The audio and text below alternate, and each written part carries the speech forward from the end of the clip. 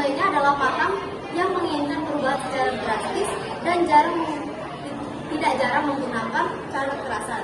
Terorisme adalah aksi dari kekerasan dan radikalisme tersebut. Contohnya itu adalah pengeboman.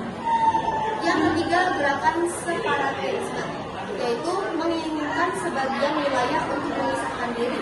Nah, contohnya itu yang kita hadapi sekarang itu yaitu gerakan Papua Merdeka.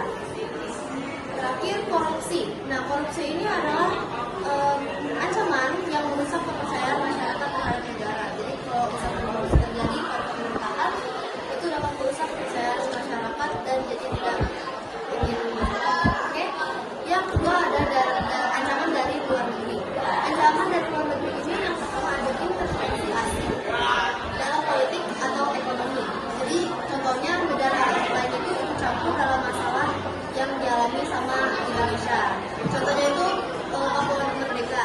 Nah itu negara lain itu ikut campur kayak mau mendukung gitu, padahal sebenarnya mereka tuh cuma mau mencari keuntungan dari masalah tersebut.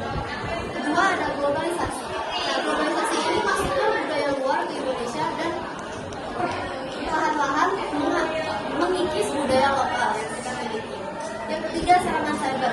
Serangan cyber ini atau cyber attack itu lewat dari internet dari negara lain ke negara kita yang dapat menimbulkan masalah. Yang keempat, persaingan ekonomi global. Persaingan ekonomi global ini dapat menyebabkan kedaulatan ekonomi. Yang terakhir, invasi militer atau ancaman kedaulatan wilayah, yaitu pelonggaran wilayah negara, laut atau darat oleh modifikasi. Contohnya, seperti yang terjadi di Natuna, kapal nelayan asing secara ilegal masuk ke dalam wilayah. Poin ketiga adalah upaya mempertahankan kemerdekaan dan mencegah disintegrasi negara.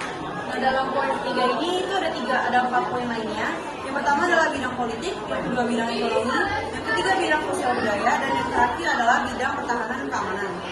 Pada bidang ekonomi bisa dicontohkan dengan pemerataan pembangunan kesejahteraan di Indonesia ini. Lalu pada bidang sosial budaya, adanya menanamkan nilai toleransi dan pendidikan kita pada setiap warga negara Indonesia. Yang ketiga, pada bidang sosial budaya,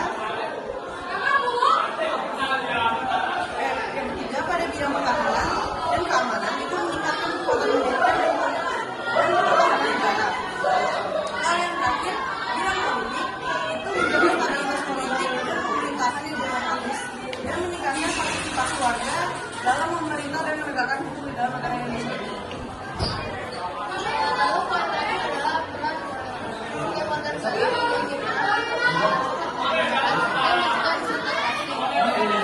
seperti mempertahankan kesatuan dan kesatuan dan melakukan kegiatan sosial seperti bergotong royong dan lain-lain. Lalu poin terakhirnya, kesimpulan dari materi ini adalah mempertahankan kemerdekaan dan mencegah disintegrasi adalah kewajiban bersama, tidak hanya pemerintah tapi seluruh warga juga. Upaya ini harus dilakukan secara berkelanjutan di setiap bidang supaya agar Indonesia ini itu berdaulat adil.